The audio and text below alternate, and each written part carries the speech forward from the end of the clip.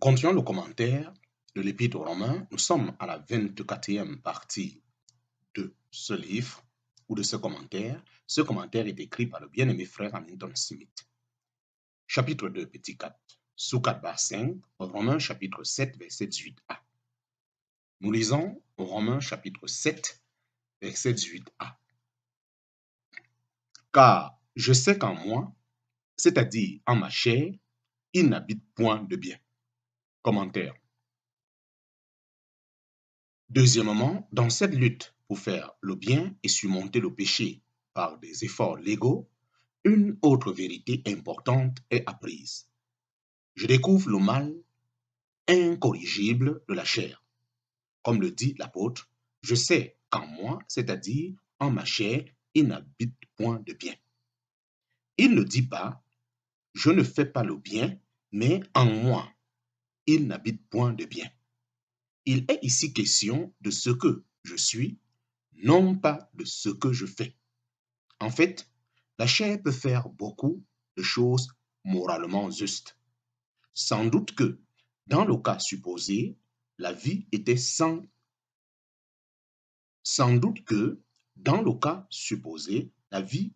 reproche. L'échec était la convoitise, et cela est à l'intérieur. Dans la chair est une expression utilisée dans l'Écriture pour décrire notre condition déchue où nous sommes gouvernés par la vieille nature attachée à Adam. Adam innocent était dans la chair, mais sans péché. Le Seigneur Jésus aussi était dans la chair, mais sans péché. Par la chute, la chair ou la nature de l'homme a passé sous la domination du péché et ainsi la chair est devenue la chair de péché. En parenthèse, Romains chapitre 8, verset 3.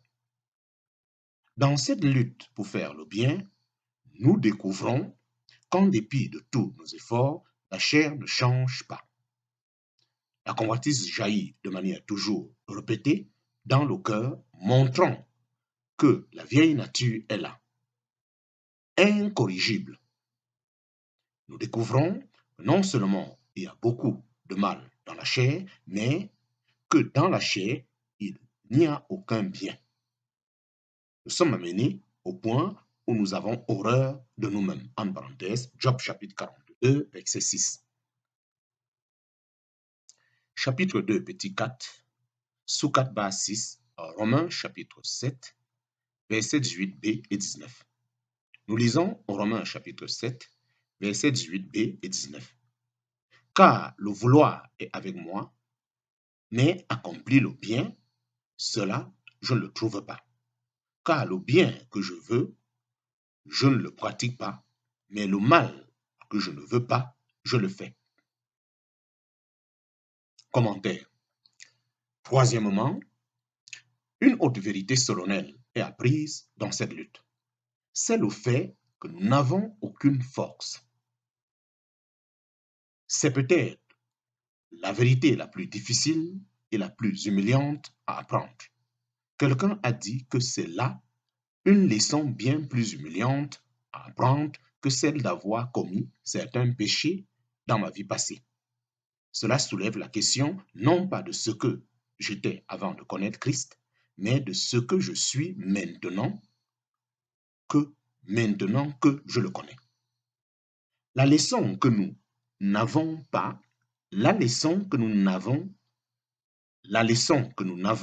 en nous-mêmes, aucune force contre la chair, est apprise par le fait que nos efforts pour surmonter la chair sont vains.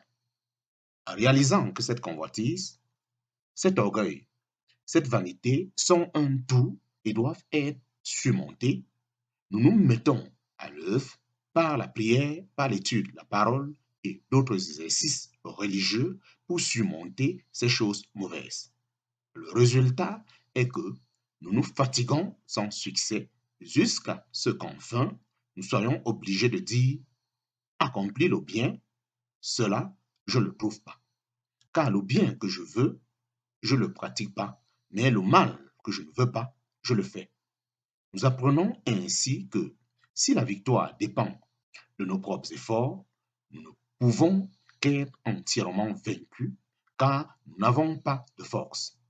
Non seulement il n'y a pas de bien dans la chair, mais nous n'avons pas de force contre elle. Laissés à nous-mêmes et à nos efforts, nous sommes des hommes misérables et notre cas est désespéré. Chapitre 2, petit 4, sous 4, bas 7, Romains chapitre 7, versets 20 à 23. Nous lisons pour cela Romains chapitre 7, versets 20 à 23. Or, si ce que je ne veux pas, moi, je le pratique, ce n'est plus moi qui l'accomplis, mais c'est le péché qui habite en moi. Je trouve donc cette loi pour moi qui veut pratiquer le bien, que le mal est avec moi. Car je prends plaisir à la loi de Dieu selon l'homme intérieur, mais je vois dans mes membres une autre loi qui combat contre la loi de mon entendement et qui me rend captif de la loi du péché qui existe dans mes membres. Commentaire. Quatrièmement, dans cette lutte pour surmonter les convoitises de la chair, nous apprenons à distinguer entre nous et le principe du mal au-dedans de nous. Si ce que je ne veux pas, moi, je le pratique, ce n'est plus moi qui l'accomplis, mais c'est le péché qui habite en moi. Il y a en nous un nouvel homme qui est appelé l'homme intérieur, et ce nouvel homme se plaît à faire le bien. Mais il y a aussi un principe mauvais qui a pouvoir sur les membres du corps et qui combat contre les désirs de bien qui gouvernent l'homme intérieur. Il s'ensuit que toutes ces luttes pour surmonter la chair par nos propres efforts nous laissent captifs du principe du péché qui opère dans nos membres. Chapitre 2, petit 4, sous 4 par 8, Romains chapitre 7, verset 24. Nous lisons Romains chapitre 7, verset 24. Misérable homme que je suis, qui me délivrera de ce corps de mort? Commentaire. Ayant découvert que nous sommes enchaînés à un corps dominé par le péché et qui mène à la mort, nous sommes amenés à détourner les regards de nous-mêmes et à crier pour faire appel à un libérateur. Qui me délivrera de ce corps de mort? Ce que l'âme cherche n'est pas simplement une délivrance, mais un libérateur.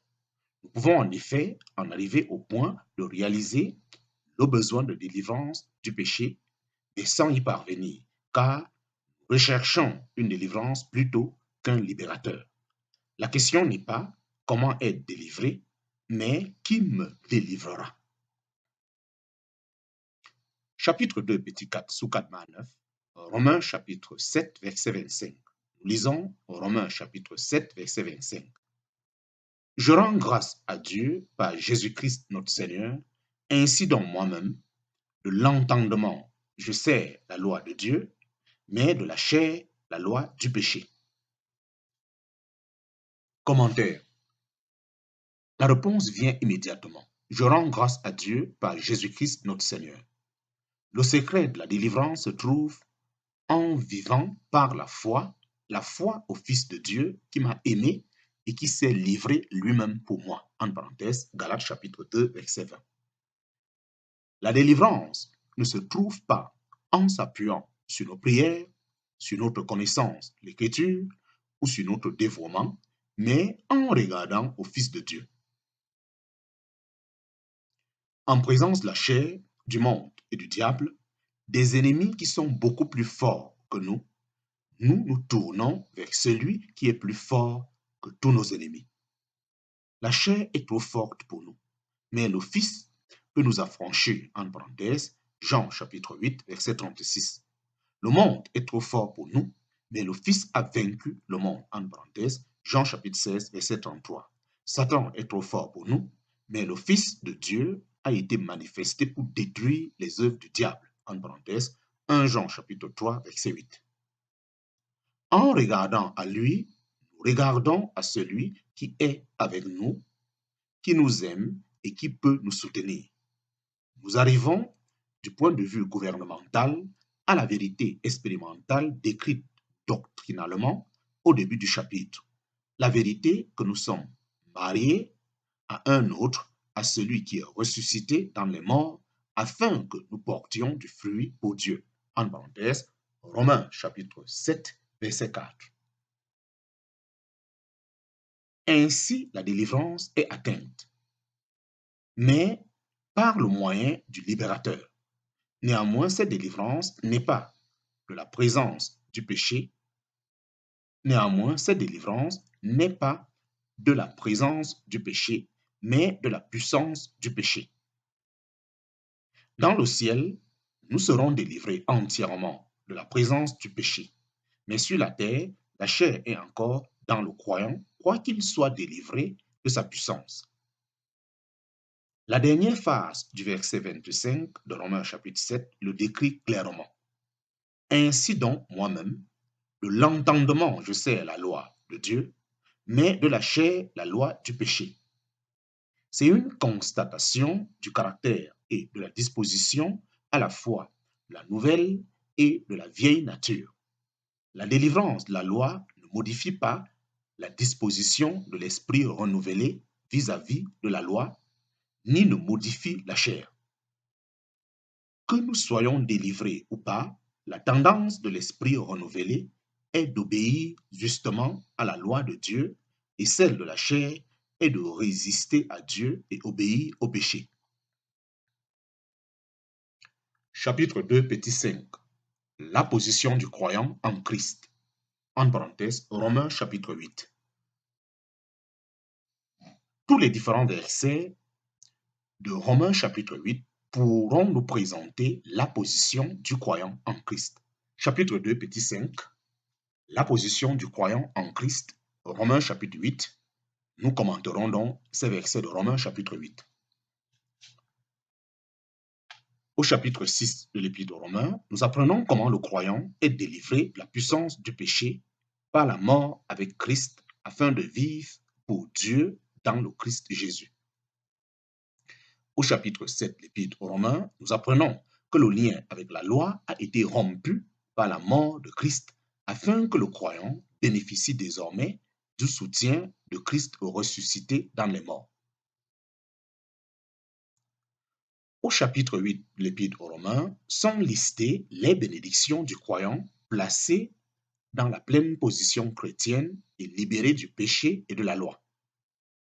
Première bénédiction, les versets 1 à 3 présentent la position du croyant en Christ. Deuxième bénédiction, les versets 4 à 13 présentent la nouvelle vie vécue dans la puissance du Saint-Esprit. Troisième bénédiction, les versets 14 à 27 présentent le Saint-Esprit comme une personne distincte agissant dans le croyant. Quatrième bénédiction, les versets 28-39 présentent Dieu pour nous dans ses opérations extérieures. Chapitre 2, petit 5 sous 1, en parenthèse, A, la nouvelle position en Christ, en parenthèse, Romains chapitre 8, versets 1 à 3. Chapitre 2, petit 5 sous 1, bas 1, Romains chapitre 8, versets 1 à 2. Nous lisons Romains chapitre 8, versets 1 à 2. Il n'y a donc maintenant aucune condamnation pour ceux qui sont dans le Christ Jésus, car la loi de l'esprit de vie dans le Christ Jésus m'a affranchi de la loi du péché et de la mort. Commentaire. Trois grandes vérités sont présentées dans ces versets. Première vérité, la nouvelle position du croyant devant Dieu dans le Christ Jésus. Deuxième vérité, la nouvelle vie du croyant, la vie dans le Christ Jésus. Troisième vérité, la nouvelle puissance de cette vie, l'esprit de vie dans le Christ Jésus. Première vérité, nous apprenons que Dieu a placé le croyant devant lui dans une position entièrement nouvelle dans le Christ Jésus. En contraste avec notre ancienne position devant Dieu comme incroyant en Adam, en 1 Corinthiens chapitre 15, verset 22, les deux expressions sont mises en contraste l'un de l'autre. Car comme dans l'Adam, tous meurent, de même aussi dans le Christ, tous seront rendus vivants. Être en Adam, c'est être devant Dieu dans la même position qu'Adam déchu, c'est-à-dire être objet du déplaisir de Dieu à cause de notre désobéissance et objet de son jugement à cause du péché. C'est être rejeté et chassé de la présence de Dieu. Être en Christ ou dans le Christ, c'est être devant Dieu dans la même position que celle de Christ ressuscité.